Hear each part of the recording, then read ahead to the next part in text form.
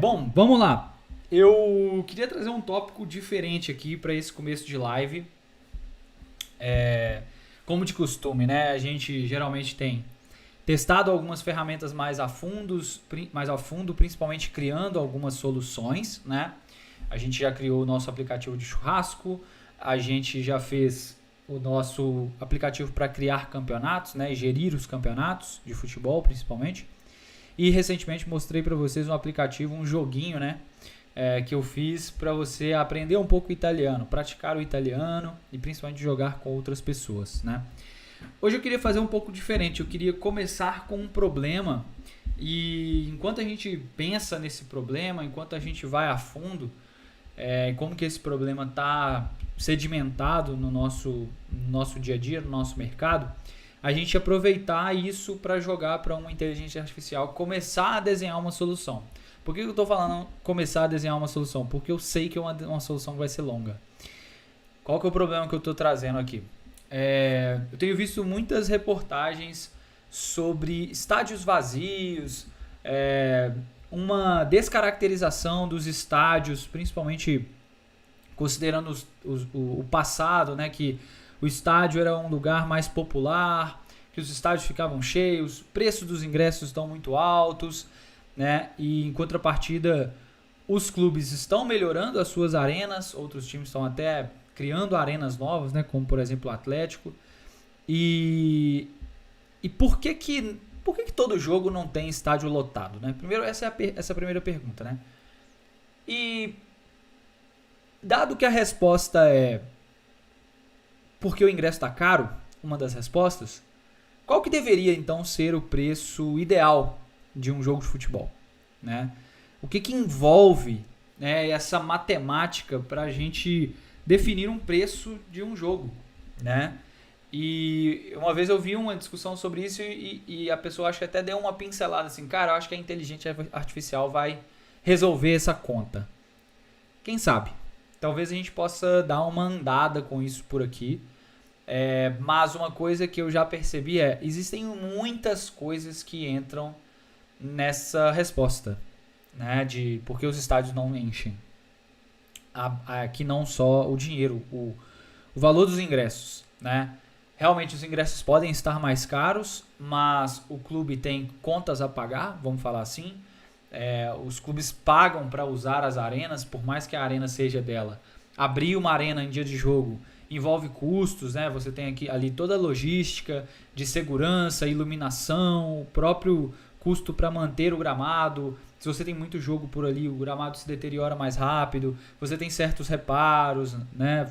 A parte de profissional envolvido num jogo de futebol não é barato, né? E quanto mais torcedor você coloca, mais você tem que estar preparado com esse tipo de profissional, né? Se você vai fazer um jogo para 10 mil pessoas e um jogo para 60 mil pessoas, você tem um contingente, né, de profissionais, de seguranças para trabalhar nisso diferente, né? O Cruzeiro mesmo, e acredito que outros times, né, fazem essa estratégia de às vezes fechar um determinado setor, nem abrir a venda de ingressos para aquele determinado setor, né? Isso, de um lado, deixa de receber, né, um dinheiro que poderia ser captado por ali, mas você também deixa de gastar o dinheiro ali. Você não precisa de ter tantos seguranças naquela área ali, já que não tem ninguém. Os bares não vão abrir naquela região, por exemplo, né? O Mineirão, por exemplo, que é um estádio gigantesco, né? Você pode ter a divisão melhor dos bares, o funcionamento dos bares, né? Então, eu acho que é uma discussão legal, assim, e onde eu queria chegar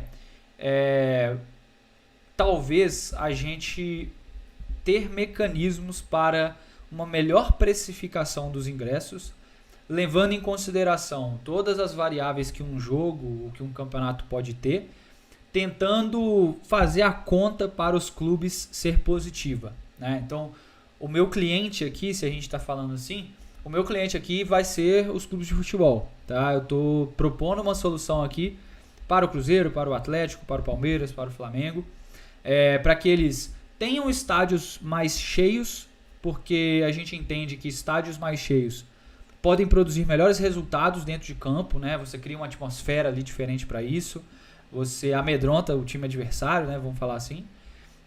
Em contrapartida, isso encher o estádio pode ser mais rentável para ele, para o clube, tanto pelo resultado que ele gera, né? Porque uma vitória pode impactar muito mais no fim do campeonato, por exemplo, quanto até mesmo a gente ter preços que justifiquem pagar funcionários a mais, liberar novas áreas do estádio, e aí sim arrecadar, entre aspas, o máximo possível, né? E o máximo possível é que os torcedores estejam totalmente dispostos a ir em sua capacidade máxima, né? É um desafio legal assim para o mercado brasileiro. É um desafio que vale também a reflexão do mercado europeu, principalmente. Lá eles funcionam muito no sistema de você compra os ingressos anuais do time, né? Então o Borussia Dortmund, por exemplo, todos os jogos têm lotação máxima. E eles já começam a temporada tendo todos os ingressos vendidos.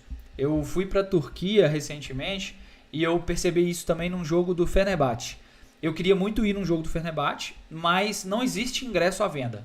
Você tem que comprar na mão de alguém. Existem sistemas para as pessoas que não vão ao jogo possam anunciar lá, e aí eu entro nesse sistema e compro esse ingresso de uma pessoa que não vai, tá? Existem alguns clubes que fazem isso aqui, se não me engano o Atlético fez há um tempo atrás, com o que a gente chama de vender o carnê do campeonato, né? Então você compra ali, antes do campeonato começar, você compra todos os ingressos e você avisa ao clube se você vai ou não, né? Porque aí se você não vai, o clube pode tentar vender aquele ingresso novamente para ter um torcedor lá no seu lugar e eventualmente você ganha um pouquinho de retorno, né? Já que você não foi. Então isso é interessante também, mas eu não fui a fundo muito nisso, mas é algo que a gente pode estudar aí nas semanas. Então eu sei que na Europa é bastante assim, é muito difícil comprar ingresso, existem diversos sites que vendem ingresso e é até comum ter golpes por causa disso, né? Então você vai para Madrid, por exemplo, você quer muito assistir um jogo do Real Madrid, você tem que tomar cuidado ali aonde você entra, porque se você procura quero ingresso do Real Madrid, vão ter as plataformas que vendem, mas não necessariamente essa plataforma é segura, né? Confiável, de fato tem alguém do outro lado vendendo um ingresso para você, é tudo digital, né? Então tem esse risco. Mas enfim, só um overview assim, de como também eu vejo o mercado da Europa, né? Então vamos lá, só para a gente tentar levantar um pouco mais do problema aqui, né? Estádios vazios, preço dos ingressos. Só para a gente ver como é que estão a nível de notícias, né? Por aqui, né? É uma notícia de 1 hora atrás aqui da Copa do Brasil, né? Da UOL. Estudo mostra que ingressos estão mais caros. Vamos ver aqui. Da ESPN também. Essa aqui do ano passado. Vamos ver, vamos abrir aqui só para a gente navegar um pouquinho. Estádios vazios na Copa do Brasil deveriam ser sinais de alerta aos clubes. E aí falando sobre o jogo do Grêmio, né? E aí claramente, bom, valeu a pena ter visto até aqui. Claramente ali a foto que tinha do time do Grêmio ali era um estádio bem vazio na parte de trás, né? E cara, o Grêmio é o segundo maior campeão de Copa do Brasil. Tava jogando contra um time fraco, é bem verdade, entre aspas, mais fraco que ele, né, que é o CSA, mas uma arena vazia, né? Vamos ver aqui, Grêmio, CSA, público pagante. Vamos só pra gente ter uma ideia aqui, né? Ontem foram 12 mil pessoas no estádio do Grêmio, que é um estádio para uma capacidade muito maior do que isso, né? Eu sei que a fase do Grêmio não é boa, mas o que o Grêmio poderia ter feito para fazer diferente, né? Para ter uma capacidade maior ali, mais utilizada e, portanto, eventualmente até trazer um ambiente, uma atmosfera diferente para o jogo, sendo que o resultado pudesse ser diferente do que foi, né? O Grêmio hoje no Campeonato Brasileiro ele está figurando na 17ª posição, não vem fazendo uma campanha boa nos últimos 5 jogos, né? Apenas uma vitória, 3 empates e uma derrota. E aí ontem foi um empate, foi eliminado nos pênaltis, se não me engano, pelo CSA. Confere, vamos ver, Grêmio, CSA, como é que ficou ontem? 0-0. E o CSA tinha ganhado lá? Como é que foi? É isso mesmo? Perfeito. O CSA tinha ganhado por lá de 3-2, né? Quando jogou na casa dele. Então, tudo isso impacta, né? Porque ter levado só 12 mil pessoas, será que isso impactou diretamente no jogo? É uma hipótese também que a gente pode tentar levar para os clubes, né? Mais exemplos, né, que a gente pode ter olhando inclusive para o jogo do Grêmio, tá? O jogo do Grêmio ontem, ele foi... Que horas? Horário. O jogo do Grêmio ontem foi às 9h30 da noite. Então, assim, já é um horário mais tarde. Ontem foi uma terça-feira. Esse não é um jogo que passa nos canais abertos, né, e tudo mais.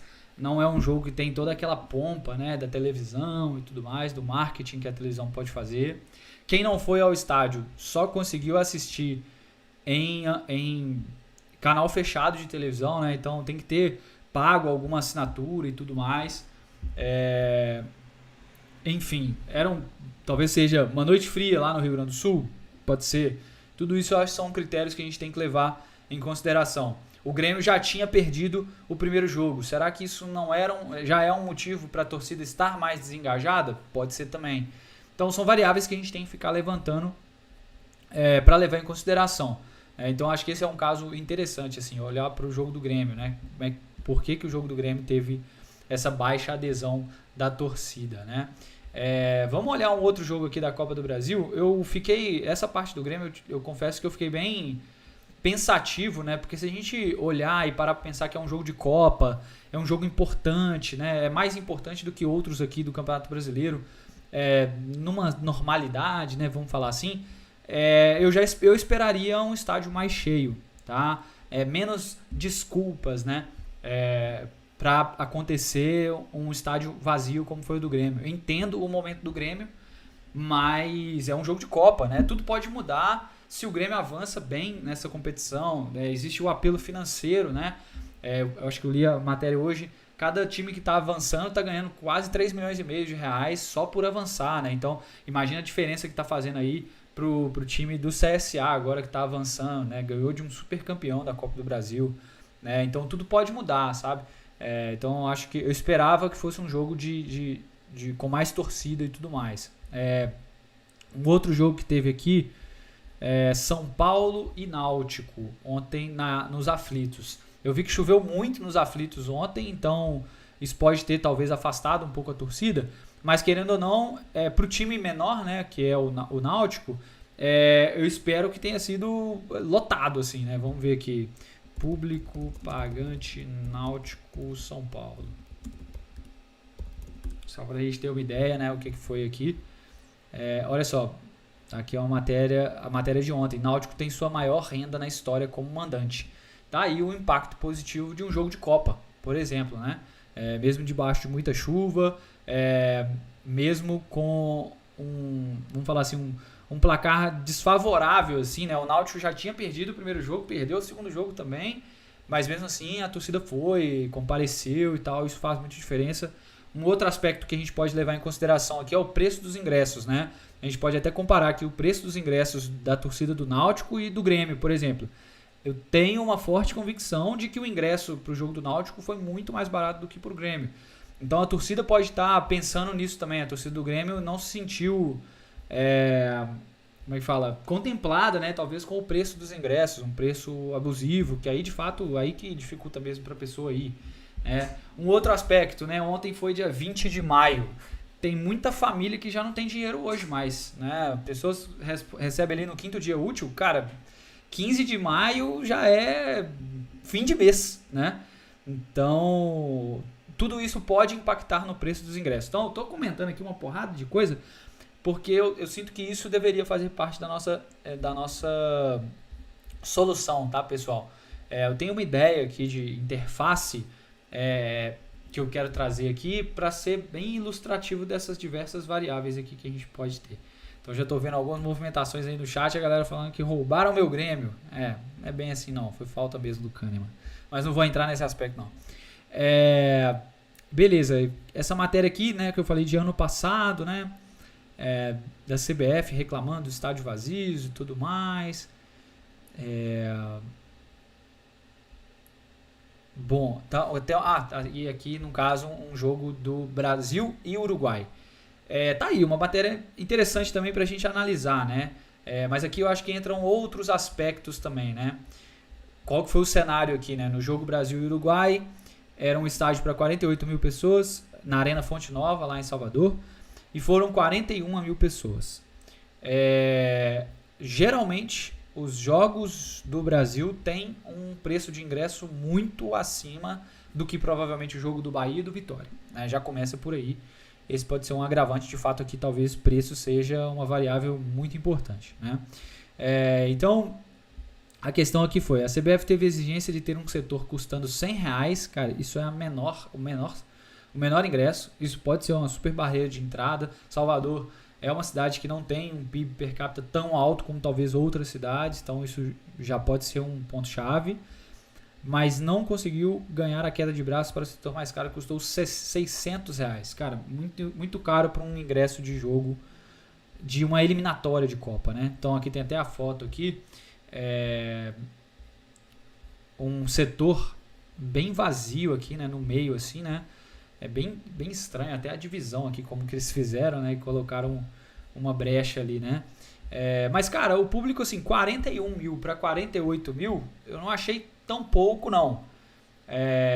Mas, claro, acho que a CBF esperaria estádios lotados sempre, né? E eu também, né? Eu gostaria muito que os jogos do Brasil sempre tivessem público máximo, principalmente aqui no Brasil, né? Então, eu acho que sim, isso faz diferença, com certeza.